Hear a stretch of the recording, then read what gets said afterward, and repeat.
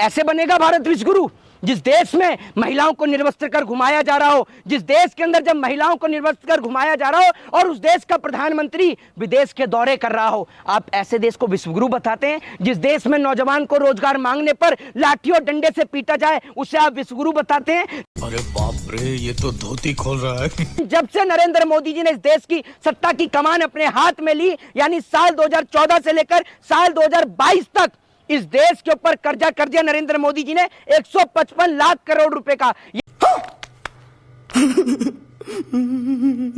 ये तो बताइए, ये जितने भी भाजपा के नेता सत्ता में बैठे हैं, ना तो इनके आगे नाथ ना पीछे पगात। ये जो देश के ऊपर कर्जा हो रहा है, कल को आप सवाल किससे पूछोगे?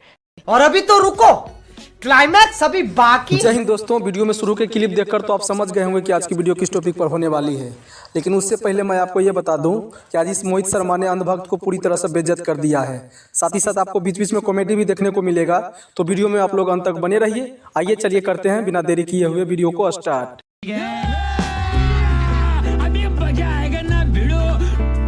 चलो भाई, देखो अपने क्या करना।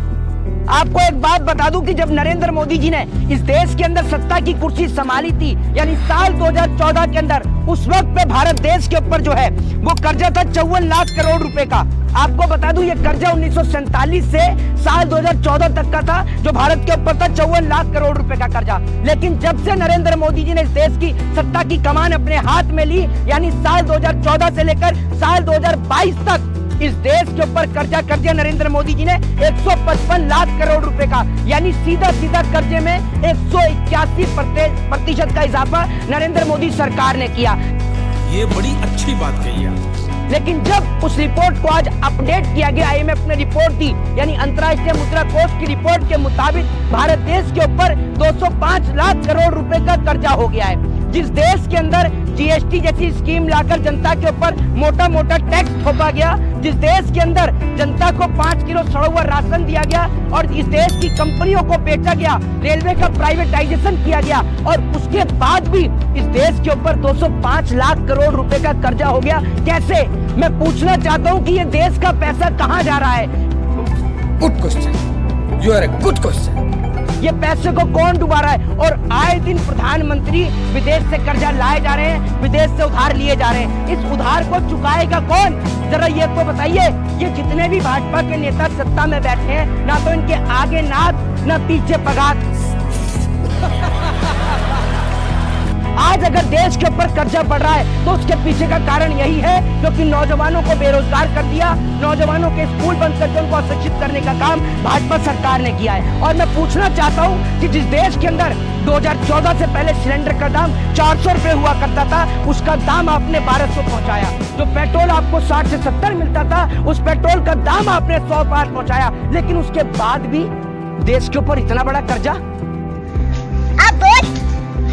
कौन है इसका जिम्मेदारी? सवालों का जवाब देना नरेंद्र मोदी सरकार।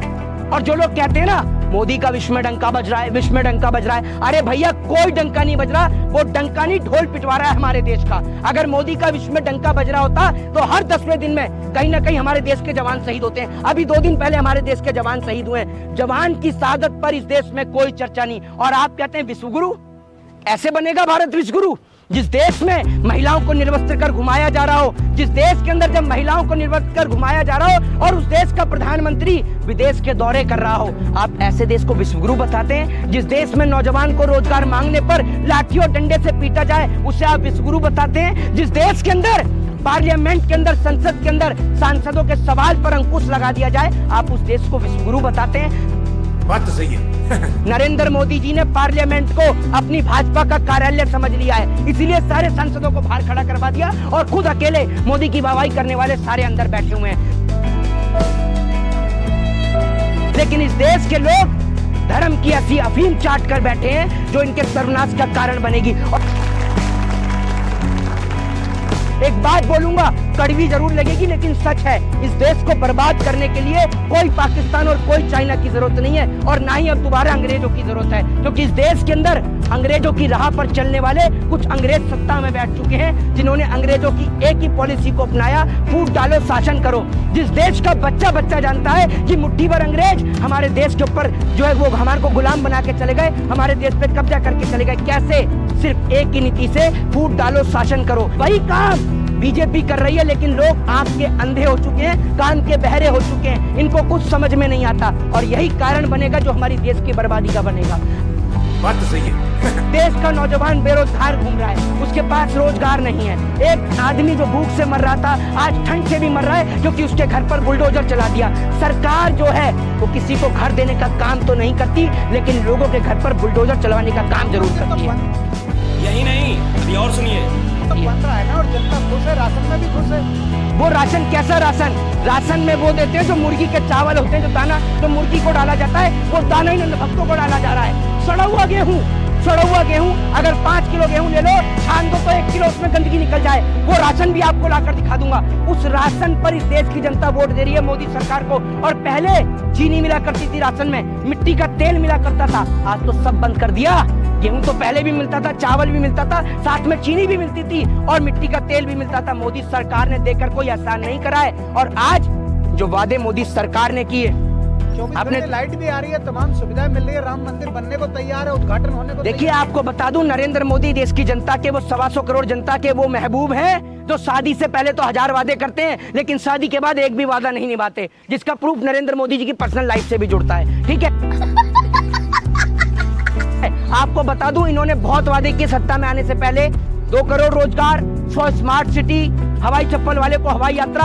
अब ये वादे कहीं नजर नहीं आते, क्योंकि वादे सारे झूठे थे। और जनता इतनी बेवकूफ है, अभी राजस्थान में कहा 400 का सिलेंडर देंगे, अब मना कर दिया नहीं देंगे। और मोदी की गारंटी के सामने पूरा देश नतमस्तक होता है। मोदी शर्मा, आप होती होंगी नतमस्तक, आप दलाली खाते हैं तो हम क्या करें? आप अपनी दलाली के लिए हमारे को क्यों अपना जिम्मेदार ठहरानी है? आपका काम है मोदी की गुलामी करने का, तो करिए गुलामी, अपनी गुलामी। अरे क्यों करेंगे गुलामी? सुन लीजिए, आजाद भारत के आजाद नागरिक हैं, बाबा साहब के संविधान के गुलाम हैं और किसी के गुलाम नहीं है। ये नेता हमारे नौकर हैं, हम राजा हैं, ये हमारे सेवक हैं। आपके होंगे नरेंद्र मोदी जी, आप होंगे उनकी गुलाम।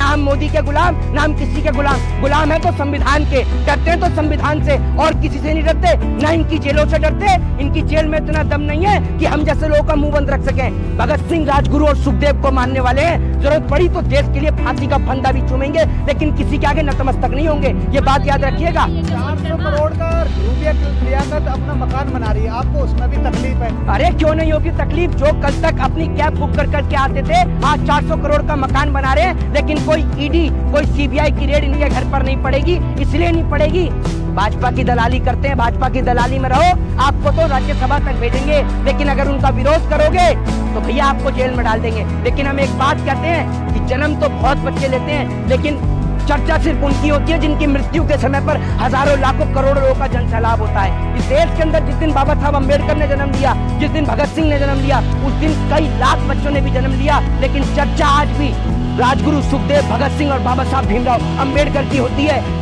ये बड़ी अच्छी बात कही है।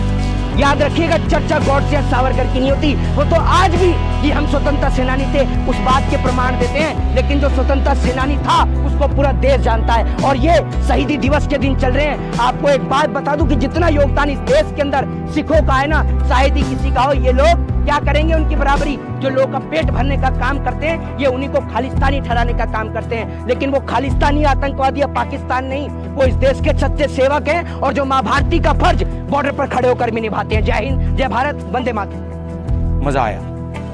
आज के लिए बस इतना ही। यदि वीडियो अच्छा लगा हो तो वीडियो को लाइक कीजिए, चैनल को सब्सक्राइब कीजिए, अपने दोस्तों के पास शेयर कीजिए। धन्यवाद।